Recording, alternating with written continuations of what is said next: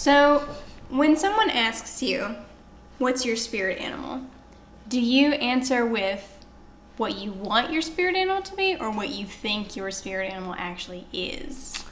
I don't know. That's a good question because I would say my spirit animal, and it's the same as my favorite animal, is a cat. But I have more specific reasons for it being a cat than anything else because it's just kind of like I like just hanging out by myself. Like if I could, I would sleep all day, and just kind of like the way that they behave. I like yoga, and cats are very flexible. Very yoga-ish in their stretches.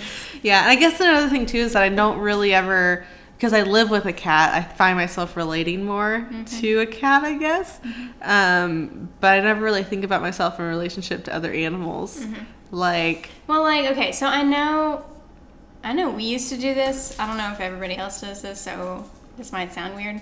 But I know that people say, like, oh, that person is my spirit animal. Oh, yeah. Also referring to other people that they, I don't know, just referring to other people. And so when I think of that, I start, identifying people that I want to be like, not people that are very much like me. Yeah. And so, I also have that problem when it's, like, an actual spirit animal I'm trying to identify. I don't really know what my spirit animal is because I just automatically go with penguin because that's my favorite animal, but, they don't really... Anyway. So, I don't know. I just didn't know... I was curious to know if you were to, pick people that were your, quote, spirit animals, would they be people you would want to be like or people that are actually like you? I think it's kind of like people that exhibit behaviors that are kind of like behaviors that I love in myself, I guess. Yeah. I think I've only ever referred to a person as my spirit animal when they're like kids, because I think that it's like the kind of I've said before that my niece is my spirit animal because she just gets up and she's just like, everyone look at me, I don't have a care in the world. Yeah. And I'm just like, so kids that are confident and don't really care what other people think, but at the same time they're like, I don't know, they're creative in being lazy. I think I really admire that. Yeah. In people and animals, the creativity and that was... I swear to God, did you? You're listening to Almost Sisters, a podcast where two almost sisters discuss their weekly interests. It's the same thing they've been doing for years, but now they're in front of a microphone.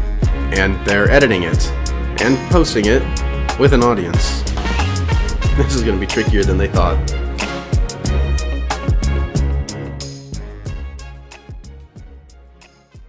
Emily and I have known each other for a very long time. Indeed we have. I think that I've told your friends many a times that we've known each other since 6th grade, and I think every reaction is the same of like, oh my gosh, 6th grade? Yeah. Because most people haven't talked to their 6th grade friends since 6th grade. Yeah.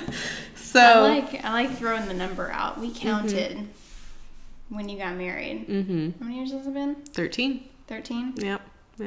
Yeah, I remember. That's so long. I remember you said that in your maid of honor speech, and I think there were some people that were like, wow. I think I heard some oofs. Oh man, that's a lot of years. They've known each other through all the awkward years. Oof. 6th grade, they stopped being kind of cute, and we just got awkward from that point. I'm surprised that we kept. Maybe that's why we stuck with each other so long, because we saw us at our worst. Yeah. Anytime I do something absolutely stupid and you have a reaction, I'm like, she's seen worse. She's not, she might be reacting, but this doesn't even faze her. So, yeah, we've known each other a long time. A long time. 13 years since 6th grade. That first year, we really, I say with that we were friends of friends kind of thing. We had mutual friends because we didn't really. We were in the same friend group, but we didn't really hang out one-on-one ever. Yeah, we were kind of still not used to each other. I think the thing is that we didn't, I think more you than me, we didn't get used to each other's weird. Well, okay, so let's start from the beginning. Okay. So here's what I remember about our friend group in 6th grade. And so I think the way that a lot of stuff works in middle school is like who you're in proximity to are your friends. Yeah. So I remember in 6th grade, me and Meg and Alex were in a class together. You know, they had the 6th grade divided up into 2 classes. Yep. Me and Meg and Alex were in one class, and you and Allie were in the other class. Yep. And so you and Allie were kind of a duo, and like the 3 of us kind of ran around a lot, but then during lunch and recess, we would all kind of get together and hang out, but then separate again. And so that's kind of why we didn't hang out much one-on-one that first year, because, you know, proximity. We weren't really around each other. And I will add one thing that I don't know if I've ever told you. Are there going to be a lot of dark secrets coming out in this podcast episode? No. Just a few. Just a few. No, none. Just a few. No. I think this is going to be the only one. I think that you might have known this just from just things that have happened. But me and Alex didn't get along. Like, we were not ever friends. If we looked like friends, we were not. It was kind of like that weird situation where it's frenemies. But I thought you were really close friends with her. And so because of that, I was like, I don't know about this girl. Ooh, interesting. Yeah. So, and then later on, like once we did actually become friends, I remember y'all like went on a trip together or whatever. And I was like, so she's Alex's friend. It's fine. Because it always, I don't know why with me and her that it was always like either you're on her side or you're on my side. Man, like now that you like say that, I like kind of get it. Yeah. But like at the time, it did not seem like that. Yeah. I mean, the thing was because I think it was just more of like, I really wanted to be your friend. Like in 6th grade, it was kind of more like, I don't know, because of Alex. But then like after that, it was always just kind of like, Alex was trying to steal my friend. So. Well, let's talk about 7th grade. Okay. Because that's grade. where our friendship blossomed. Yes. So weird. So again, relationship by proximity. 7th grade, all the other girls were in the other class. Yep. And you and I were in a class. And so because all the of guys. That, and with all the guys. Yeah. So because of that, you and I became very close. Which I'm so happy about. Yes. We had all the inside jokes. We did. They were all stupid. They were all so stupid. Really bad. And we were into the band The Fray. Oh my god. And we thought we were so deep. Yes, we did. And we still remember a lot of our inside jokes. Yeah, and like we realize now how bad and like XD LOL random they are, but they're still near and dear to our hearts. They are. Yeah, because I think that's the thing that they were so important to us in 7th grade because it was like we would, like you said, we'd get together with the other girls at lunch and everything, but we only had each other and this group of guys. Yes. And, they were going through their changes, and so they were the worst. Yeah, 7th grade boys. Yeah, and so... Just 7th grade in general. 7th grade in general. Like, Middle school in general. Yes, but I think 7th grade especially, like my mom tells her friends whenever they have kids going through middle school, when their kids are about to go into 7th grade, my mother is always like, be prepared. Watch out. 7th grade is the worst year. Like, thinking back, so much drama happened, like, outside us. Yeah. Just, like, in general in 7th grade. And so I think it's like going through war together. The fact that you and I went through that together is like, we're bonded for life, man. We leaned back to back in the trenches. Yes, we did. So we didn't have to sleep in the mud. Yeah. Yeah, that's really true. Like, because I have a lot of my students and they're like in 6th grade now and they're like, oh man, school's so hard. I'm like, just you wait. That 7th and 8th grade years, they're tough. They're tough. You don't even know, kids. They are. So, but I think also what you said earlier about how like we recognized like our same weirdness. Yeah. And so we were like, we can just kind of hooray, be weird and it'll be reciprocated. And, Yeah, because I think the thing too is that like, in 6th grade, my main best friends were Allie and Meg. And Allie she's like cool girl, jock, and then Meg's like artsy. She's super talented. And you and Alex and Meg were friends. And so, again, Meg's the artsy type. And then Alex was the extreme dancer, show type. Going to Broadway, kind of thing. Yes. The future star of the group. Yeah. So I think when we came together, we were kind of, we weren't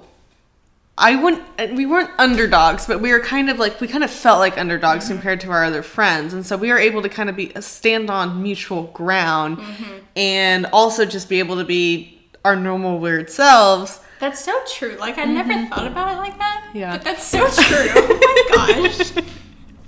Yeah, as I was kind of saying it, that's kind of, I was kind of thinking through it as I was saying it. But yeah, we were not the leaders of the group. We weren't the leaders of the group. We were very equally matched across everything. We both had our artistic talents and our athletic talents and stuff, but they were all on par with each other. So we never really felt with probably every other girl in our grade that we had to compete with each other. So we could just be silly and weird and not have to worry about anything. So that was really great. And so 7th grade, we were besties. 8th grade got a little weird with some friends that were introduced into the mix just because the group got bigger. And so and then we kept trying to bring everybody else in. It was an outcast. And exactly. We were just come be with us. All the mean girls that they got into spats. And so one got dropped off for the day. So we let them into the group. Yeah. And then there was some 7th graders that came in. And then there was Katie that came in. Yeah, we just had a weird hodgepodge group at that point. I think were we in the same grade, 8th grade year? Or same class? I think we were. I think that was the huzzah grade. I think we were in. Was it? Or was that 7th grade? Oh man. No, it was 7th grade because we were still the only 2 girls. So yeah, that was huzzah was 7th grade. I feel like we were in the same class 8th grade though. Also, it was I'm pretty sure we were. Okay. I kind of think we were in the same class until all the way through. Yeah, that sounds right. Yeah, I think so too. Yeah, we were. It was you, me, and Isar, and maybe some. Because Isar came 8th and grade, Lauren. Right? Oh yeah, Lauren. You, me, Isar, and Lauren. Okay. I think that was 8th grade. Yeah. Okay. We're probably forgetting something, and that's rude. I'm sorry. Whatever. If we forget you, we don't talk to you anymore. So maybe send us a message, and we'll remember you next time. Come be a guest on our podcast. Please don't. If I don't talk to you, there's probably a reason. So 8th grade. So 8th grade and 9th grade. I think 8th grade through 10th grade. I think it was kind of weird because we had a hodgepodge group. People came, people went, but I think our friendship stayed the same. It did. I think we both kind of, I'm going to speak for myself. You can tell me if this is true or not. Amongst all that, I still felt like you were my closest confidant in everything. And so it was if we were picking seats in class, I was going to sit next to Kaylin. If we were I don't know, just that made me feel I felt I had a weird flutter, she fixed me. You've been saying stuff that's been making me be oh man, friendship. But anyway, it was just kind of that. It was even though there's a bunch of other stuff going on and a bunch of other people in the mix, it's no, this is my girl here. This is my bestie. This is my homie. So we're gonna sit next to you. This is my accountability buddy. Accountability buddy. And I think it's I don't remember if we planned this or not, but it seemed like when we had to start picking what classes we were going to take, we ended up taking all the same classes. And so it was just, we ended up around each other. Remember when we took Latin? Do you remember that? But we the class ended. It was we had one class and then it stopped. Yeah, we did that for I think it was a week, and then we didn't religion class. Yeah, I remember that. I bought the textbook and everything. I was ready to go. Yeah, that was weird. That was weird. Yeah, so we ended up taking a bunch of all the same classes together, and we had study hall together, which we built a lot of good memories from that. That's kind of where you became my go-to beta reader with my writings, because I passed everything along to you before I really figured out what I was doing with anything. We had story time. Yep. We were probably supposed to be in study hall or supposed to be doing something productive, but we would go away and we would just sit and read your book. Yeah. And I was best time of the day. Yeah. We would go down to the art room. We would figure out an excuse to tell our study hall teacher, go down to the art room. You and Isar would be doing painting stuff while I was just like walking around the room reading my story. Those are some good memories, man. Were, man. Like, oh my gosh. But then like I also have it somewhere. I think it's like in a box in my parents' attic or something. But we wrote a lot of notes to each other in that study hall, like back and forth, just like the silliest stuff. But it was like such a good memory that I kept all of those. We need to break those out someday. Yeah, I'm gonna, when I go back to my parents' house this week or next week, I'm gonna grab those and we can look at them. And, oh, that's so cute. But yeah, so then I remember one of like when I think back to like late middle school, early high school with Caitlin. Like, the thing that sticks out in my mind the most, which you might not like this, but the thing that sticks out in my mind the most is me sitting in class and looking over, and you're just, like, writing your book in the middle of class. And sometimes I'd be like, Caitlin, take notes. Caitlin, pay attention. And you'd be like, and then just keep writing. Well, it's funny. We talked about Mr. O'Connor last week, and I would do that mostly in his class. And you'd be like, Caitlin, you gotta take notes. Like, we gotta pay attention to Mr. O'Connor. And he liked me more than you. I know. Oh my gosh. Yeah, it was history and Spanish were your two writing yeah, classes. Spanish too. Like, I think you like. I hated our Spanish teacher, like, for no reason. I admit that. There was no reason why I didn't like her. But I didn't.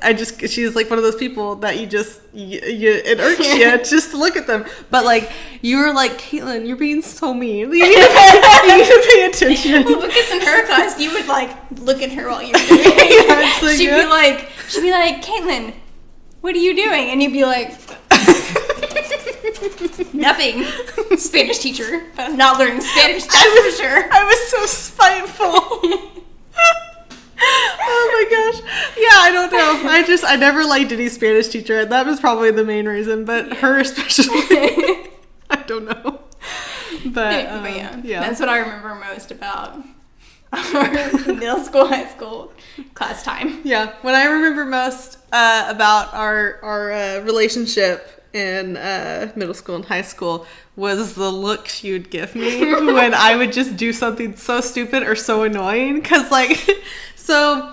Do I still give you those looks? Yes. Yeah. Because I don't know what they are, so...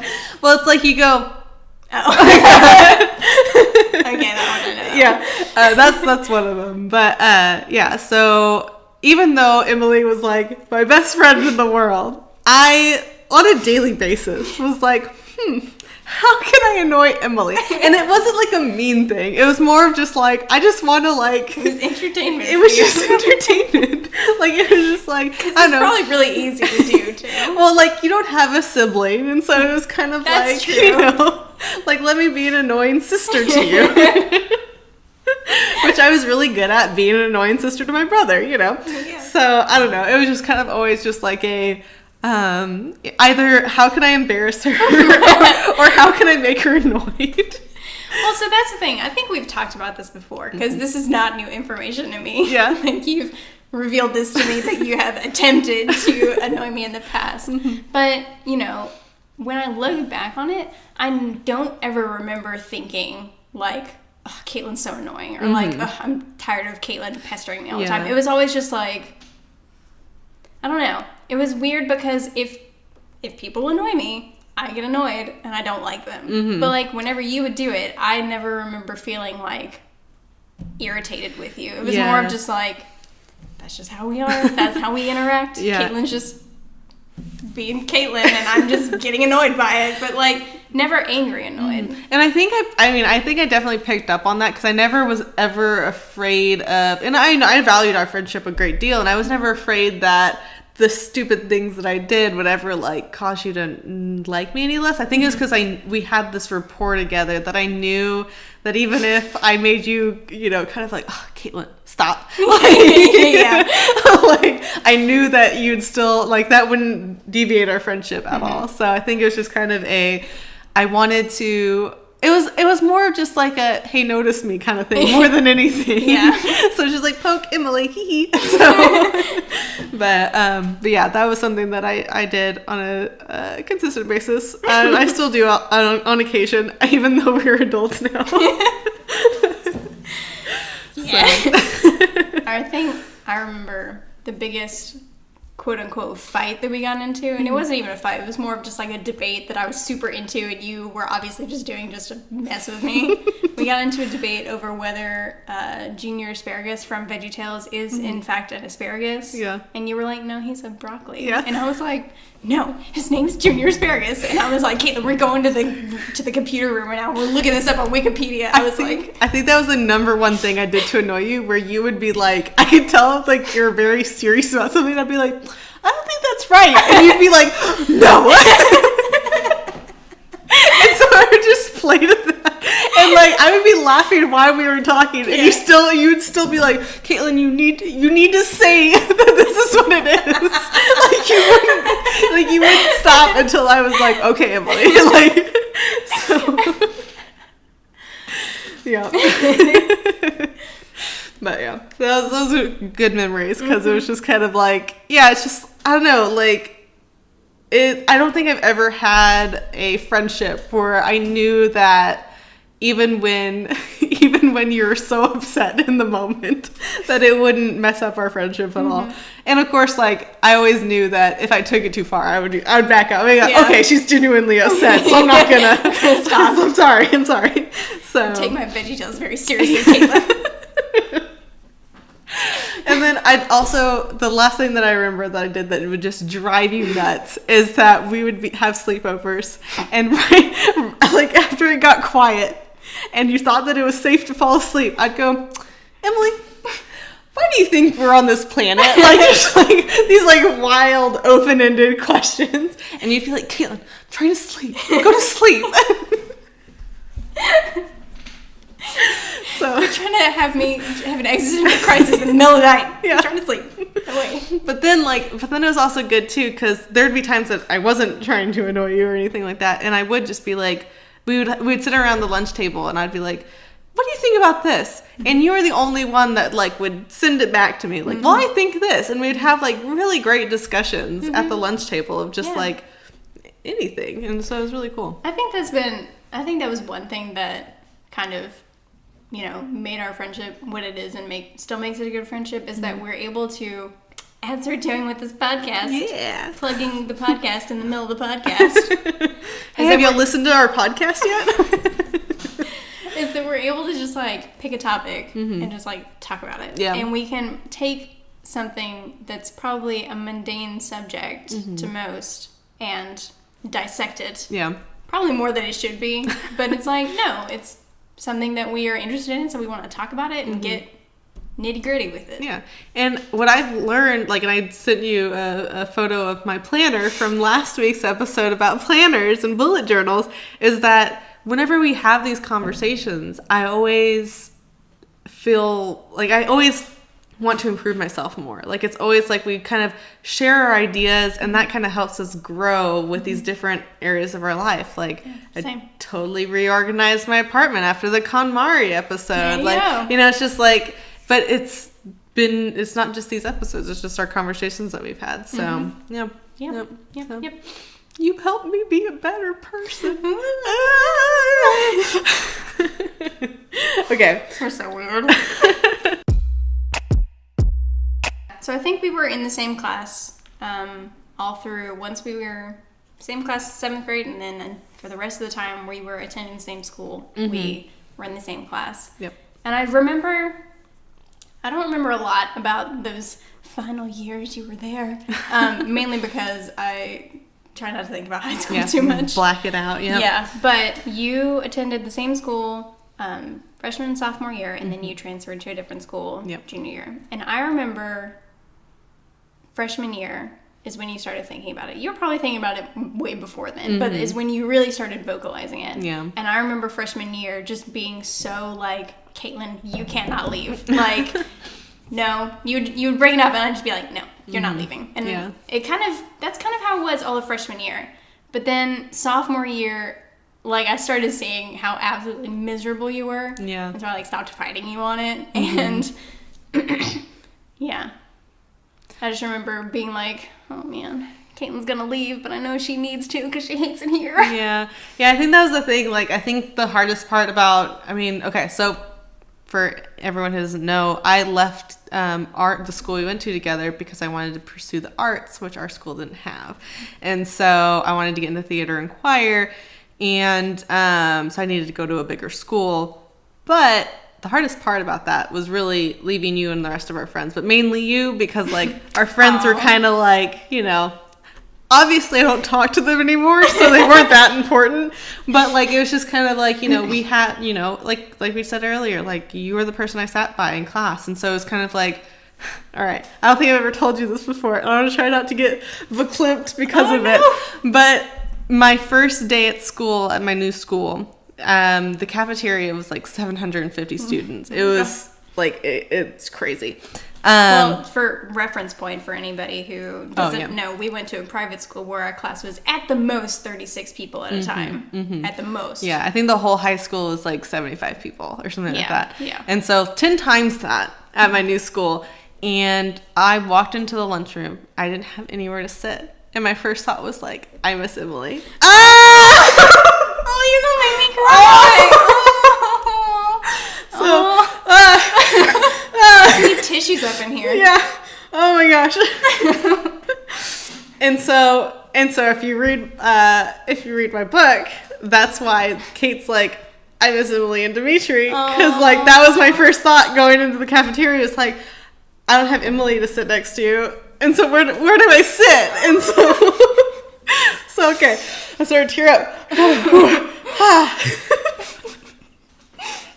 But yeah, so like especially that first semester was really hard, and you know, getting into theater and choir and everything, it made it easier. And I went and got this friends group, and they're just the worst people. no, they're fine, but like a lot of them were kind of the worst. But I'm still friends with several of them. But it was just kind of it.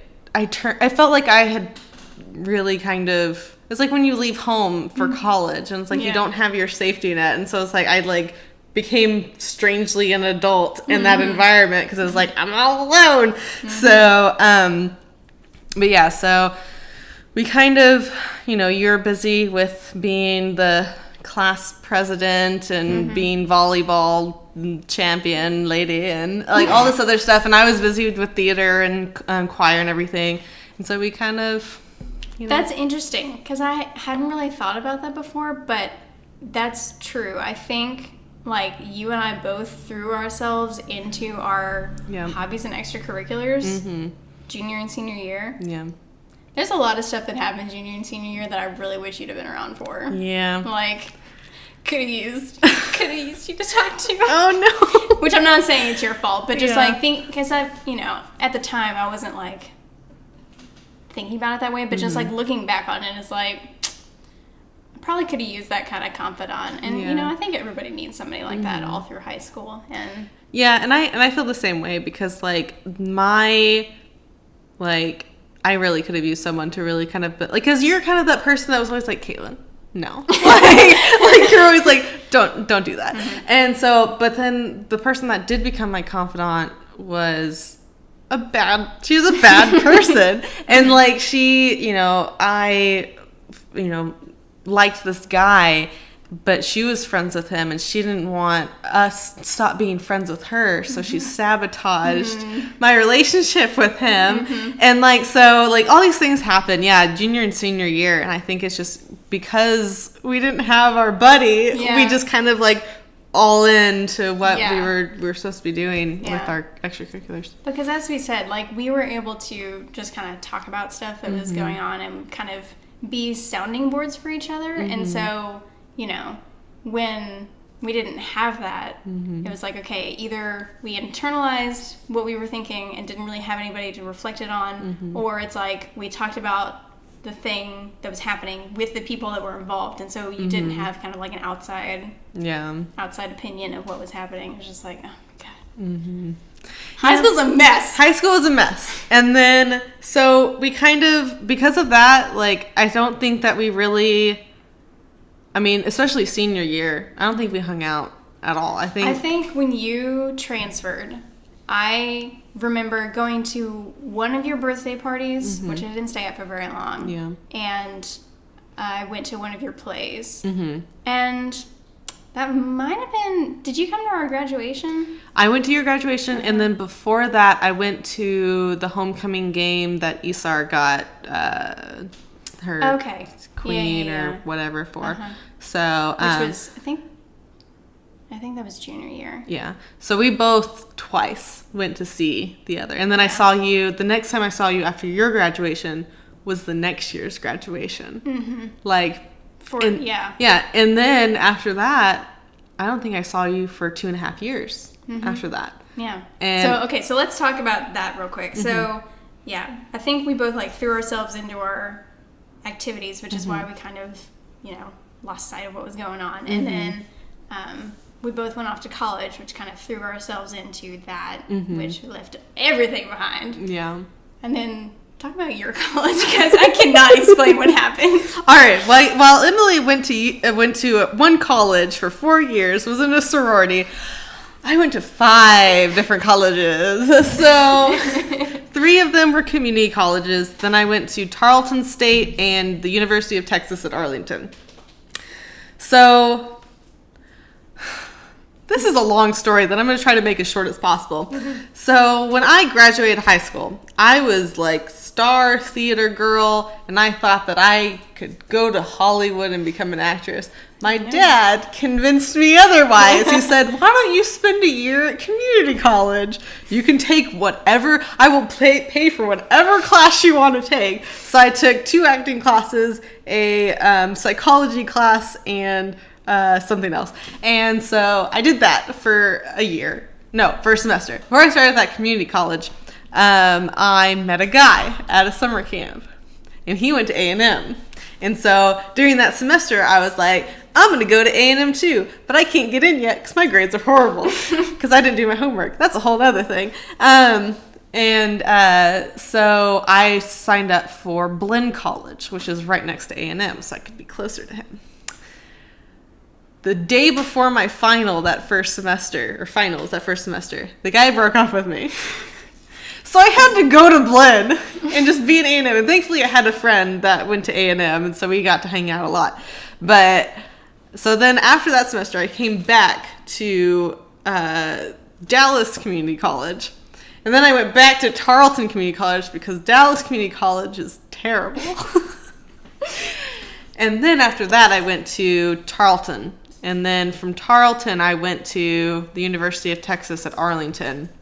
And so at University of Texas at Arlington, I finally settled on my major, which I had changed 5 times. And I finally was able to develop a social circle that wasn't my last high school. So I was actually able to make new friends and get a job. And, most of my friends were professors, but that's a whole nother story too. And then it was a year and a half before I graduated, and I think it was you who contacted me. I don't know. I don't think it was me. I think you reached out and you wanted to go get lunch. Yeah. Mm-hmm. So I think that's another reason kind of why we didn't keep in contact those first couple years of college, because I never knew where you were. You were kind of all over the place, location-wise. Yeah. And so when I don't remember how I heard this. I don't know if you told me or if I saw it on Facebook or what, but I saw that you were at UTA, and maybe I saw it on Instagram or something. I don't know. But you were at a local college, and I was like, you're in the area. Yeah. And I was like, where are you? Are you living on campus? What are you doing? And you were like, oh, I'm living in Duncanville. And I'm like, perfect. Let's meet up. And so I think we'd met up maybe once during those couple years for lunch. And then you were off to another college. I think you were maybe at Blinn at that point. I don't remember. But you were out of town, so we met up during a holiday and got lunch, and then we went our separate ways again. But then when you were back in the area, we met up again for lunch. And then I think shortly after that, we met up, and I was like, you're in the area. We got to hang out more. And so then shortly after that, I had a house party, and I was like, perfect. Yep. Caitlin can come. And then I met my husband. Hooray! Yeah. So we rekindled our friendship in the same time when I was dating my now husband. I feel like we had rekindled a little bit more before that, though. I think so. I think we had started kind of communicating more on social media and kind of feeling more like we were back in each other's lives. But I think that party that you invited me to, because actually, I'm gonna be totally honest, I thought about not going. Where would we be now if I you know! didn't go? Like, my whole life would be, like, that's the weirdest thing to think about. My whole life would be completely different. I wouldn't have you in my life. I wouldn't have Forrest in my life. I wouldn't have the D&D group in my life. Like, I wouldn't be here. That was your sliding doors moment, Kate. Yeah. Like, that was the pinnacle moment of my life. Like, if we were to go back in time and, screw up my life, it would be not going to that party. Anyways, so yeah, during that party, or after that party, we, hanging out a lot more. We started a book club. Then we started playing D&D. And, now we see each other at least once a week. And, we're over Which each I'm other's so place. happy about. I know, me too. It's so great. And we'd have girls' night, and we watched all the Twilight movies again for some reason. Like, terrible decision, but so much fun. So much fun to be able to trash those movies. And it's just kind of like being able to have someone again that I could just talk to. I think it's just kind of I think, when we become adults, we forget how important it is just to have that one person that's not, you're not in a relationship with, to just be able to sit down and have a glass of wine and just talk about anything. And, and it was great because that party after everyone had left and it was just you, me, and Forrest, and, he was trying to get to know me better, but we were just going. You and I were just okay, Forrest, you go sit on the couch and Kayla and I are going to talk. Yeah, so yeah, that was really great. And so now I don't ever move away because I will follow you. So I mean, I think we mentioned this before, that you're my maid of honor at my wedding, and I don't know, I'm gonna just be telling my great grandkids about how awesome my best friend Emily is. So well, I thought it was, same. But I thought it was so cool when we reconnected and started hanging out again, because especially in those first few months when we were, reconnecting and reminiscing a lot, it was nothing has changed. Yeah, no time had gone by. Yes, we picked up it was yesterday, and our dynamic as far as stuff that we talked about and how we talk to each other hadn't changed. And just this is great. It's really funny because the first few months of us dating, Forrest was like, "Are you and Emily close friends, good friends, what?" And I was like, "No, we're the best friends." And he's like, "Okay, y'all seem kind of awkward together though." And it's because we're both awkward people. That's just how we are. Because he was like, "Well, most girlfriends I know, they're always hugging on each other and and I'm like, we do that sometimes, but most of the time, finger guns. We're just hey, I love you, kinda. Don't think I'm weird, but you're the greatest. Yeah, exactly. So Emily, I think it's time that we share with our listeners some of our favorite stories from our past.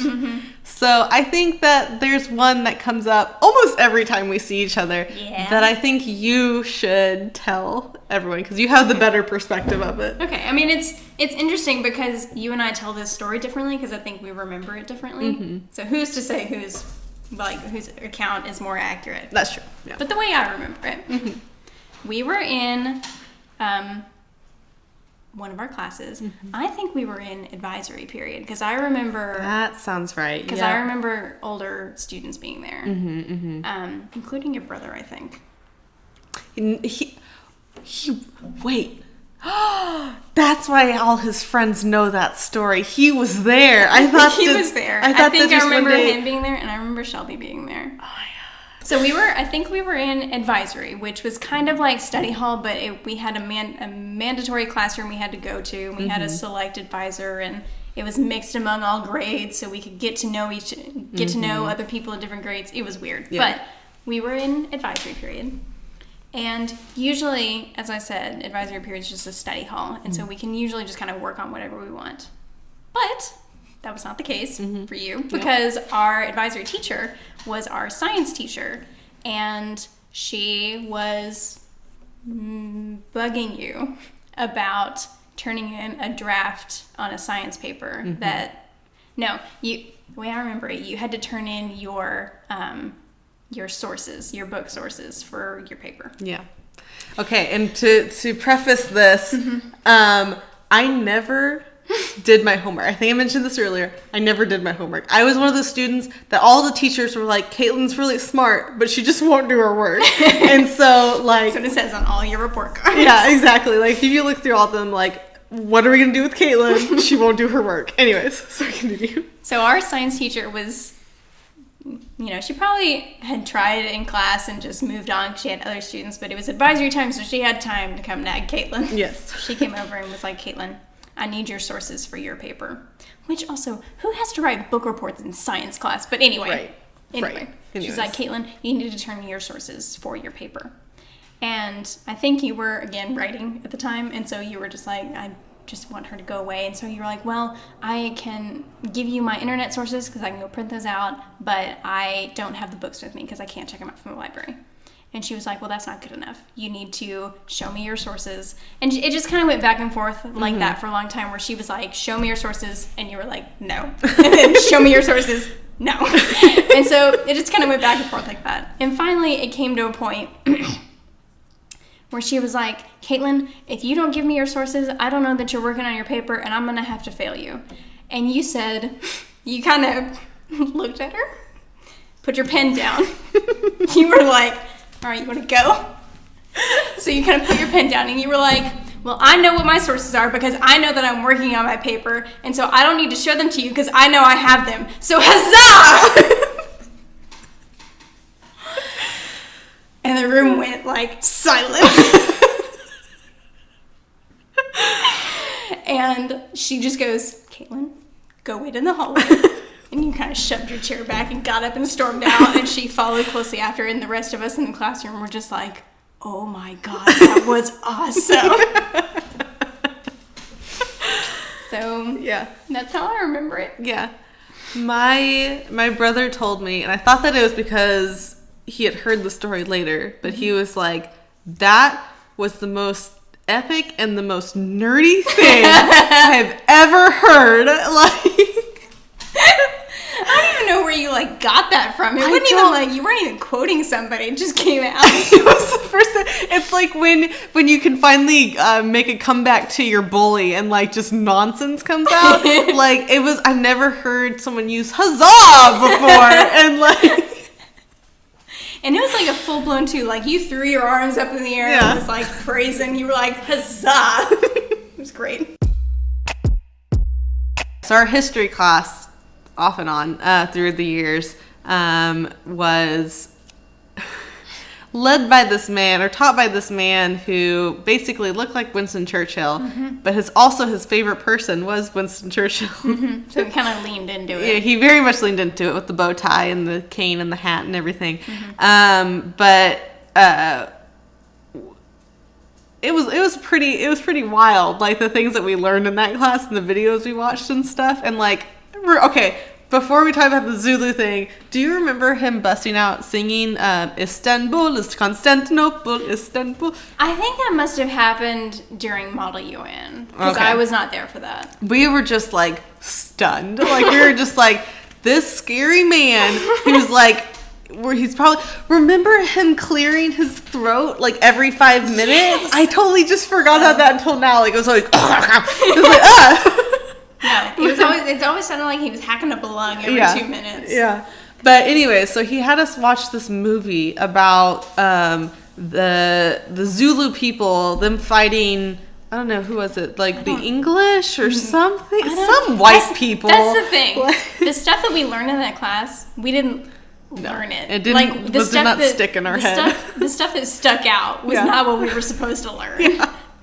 But anyways, it was like this African tribe called the Zulus, and some, white Western, people. Hang on, wait. I want to give an example of the stuff that we didn't learn. Okay. That you're supposed to. Yeah. So, for example, we watched a movie called Gallipoli, so we could learn about the trench warfare that was going on. Yeah. But the only thing we remembered from that movie was, how fast are you going to run? As fast as a leopard.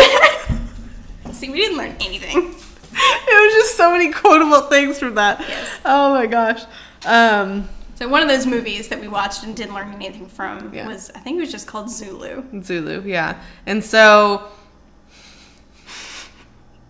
Let's also preface by saying we were weird. We were weird. All of us. Yes. So Emily didn't participate in this incident, but a group of our friends, she kind of tried to hide from us after this incident. But after we watched Monty Python and the Holy Grail, we walked around the school, because our school is a square, and we walked around the school going, whack, like the textbooks. thing. Yeah, with textbooks. And we just did that, like during our passing period. Emily was gone. Emily was not partake in that, and I do not blame her now.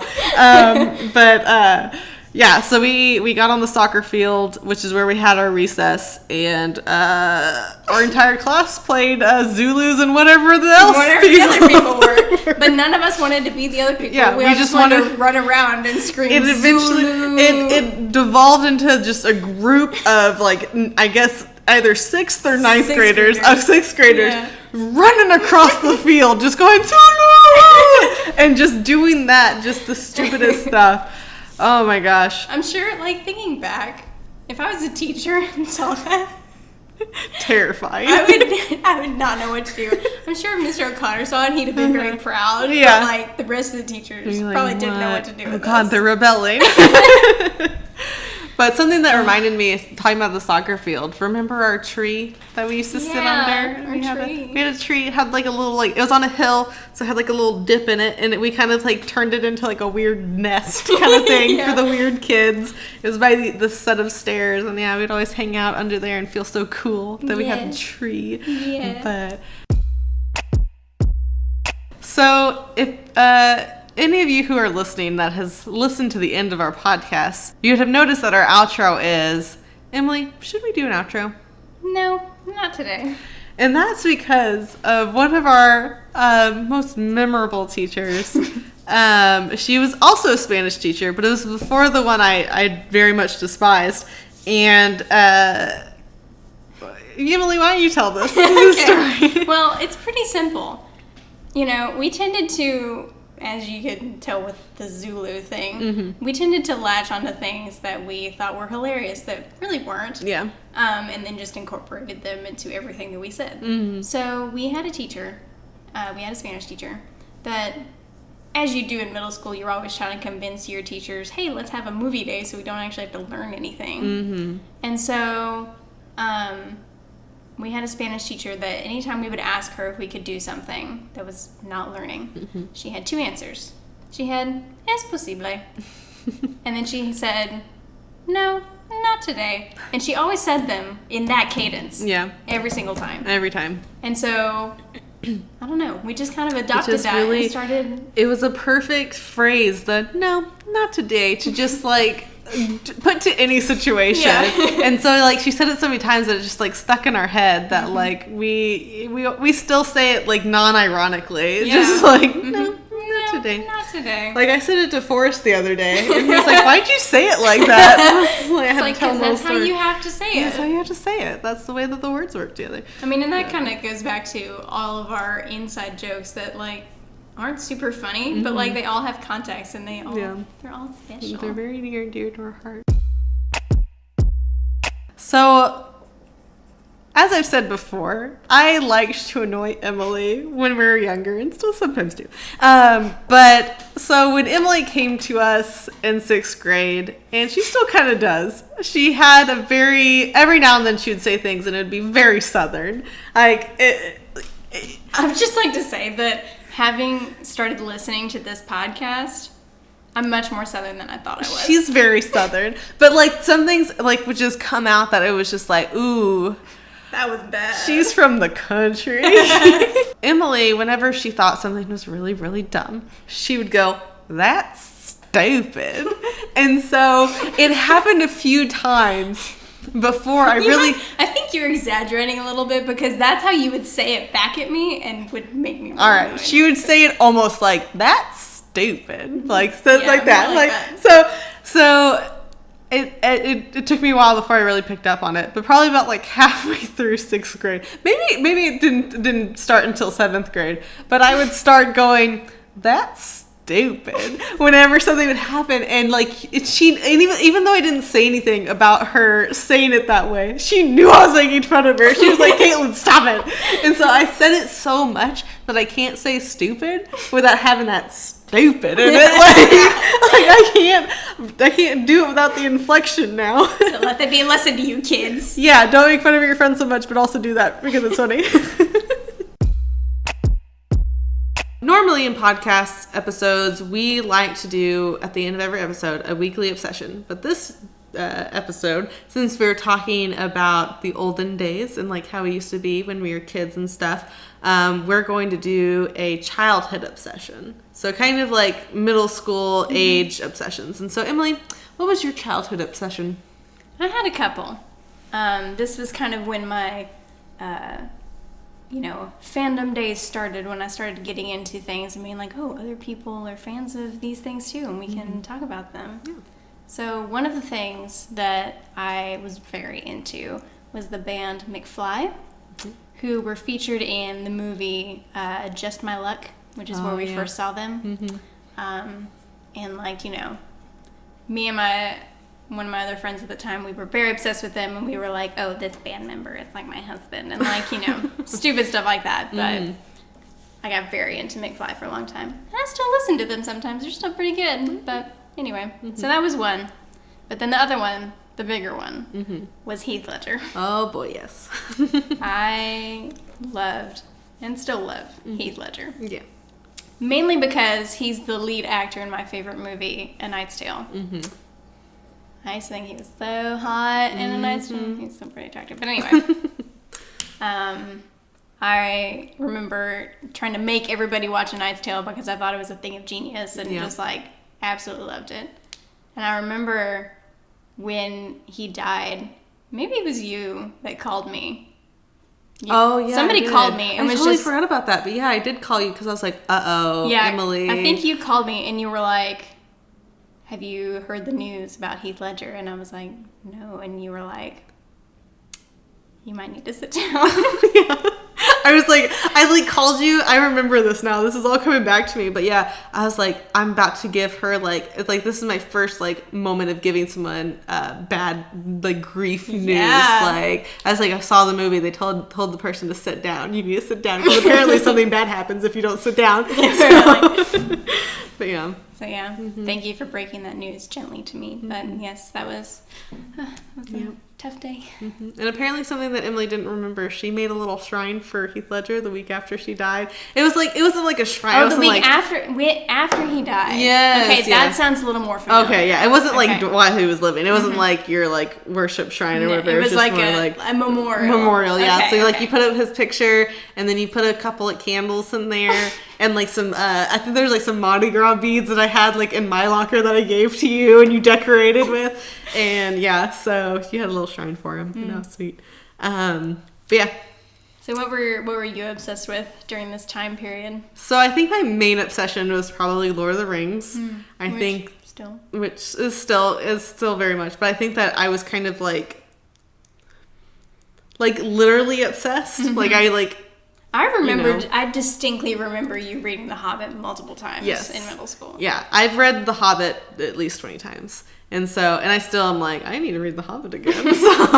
So yeah, Tolkien's world, basically. I read the Silmarillion in 8th grade, and I read all the other books we talked about before in middle school, and again in high school. So that was my biggest obsession, but I think kind of stemming off of that, I was also really obsessed with the Pirates of the Caribbean movies. Oh, yeah! Yeah, and so, it was those two things that I was just really, really obsessed with. But Supernatural, yes. I think that was 8th grade when that was 2005, but, we waited a little bit. Yeah, so that was 8th grade when I watched it, because my brother had just gone off to college. And so, me and my mom stayed up on New Year's and we watched the first season, and so I was just like obsessed with it for a while until like the 5th season and it got terrible. Anyways, so Lord of the Rings, Pirates of the Caribbean, and Supernatural. So basically, you know, movies and TV shows. I was pretty into those. I wasn't really into any music that wasn't like something that you introduced to me. Like I kind of wrote on the tailcoats of whatever music you're into. See, that's interesting because I remember distinctly stuff that you had me listen to. Like, I remember we both liked The Fray, so that was a mutual interest. But I remember you had me listen to some Weird Al Yankovic because you thought it was hilarious. I did, yeah. And then a song that I still associate with you because I remember you showing it to me. And we were like in the chemistry lab. It was just the two of us for some reason. And like we started listening to it and we started like dancing in the chemistry lab. But anyway, it was I Believe in a Thing Called Love. Oh, yeah. You remember that song? Yeah. I think that I had a very, it wasn't ever like, I'm just going to have like a playlist of these songs. It was always just like, let me just introduce you to this wild song. Yeah. But it was never like, because your songs were always like, this is something I listen to consistently, but mine was just like random stuff. But yeah, I remember. I still love that song. I remember a thing called Love. I found it like somewhere weird, and it was like it was a standalone. I didn't have any other songs with it. It was just like, I don't know what that was. You didn't listen to that artist. You didn't listen to that album. No. It was just that one. Yeah, it was just that one. I think it was like one of those things like there's like these things where you'd stick this like chip and like this little speaker thing, and it was a song. It wasn't like the whole song or something like that. But it wasn't like the whole song because they couldn't fit whole songs on things back then. Yeah. So, but yeah, I think that's what it was. Something like that, like where I just had just the standalone song. I remember that. I don't remember anything else, but just the fact that it was all by its lonesome. I'm remembering more inside stuff now. Okay. But yeah, so that was, my stuff had a lot to do with like just TV shows, movies, and like hearing that lineup next to each other, hearing Lord of the Rings, Pirates of the Caribbean, and Supernatural, like that sounds very of that time period. Yeah. Sounds very early 2000s. Yeah. So, and I think that, the Lord of the Rings books and The Hobbit were like the only books I read at all in middle school and high school. Including assigned reading. Especially assigned reading. So. I just had a flashback of like, I remember we were in study hall in the science room that I think used to be Miss Flaherty's science room. And you had your green backpack on the lab desk, that backpack that you had all their middle school and all their high school, and you were like trying to hide your Hobbit book behind it. Because I wasn't allowed to read it. I was just like, I'm gonna get away with the contraband Hobbit book.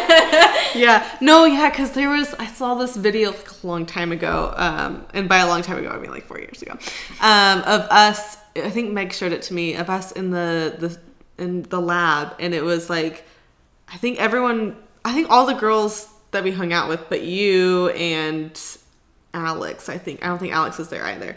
And, but like everyone was just doing a bunch of shenanigans and I was just in the corner reading. That was kind of your default setting a lot of the times. If you were like not interested in what was happening, you were just like, nope. I'm glad we talked about this because I don't think we've ever, like, we do a lot of reminiscing, but it's a lot about like, oh, do you remember how cringy this was, or how annoying this was, or how much we didn't like these people, or anything like that. I don't think we have ever like sat down and gone through the whole timeline. I know. Dude, I almost started crying when I was talking to you about the lunchroom. Like that was sad.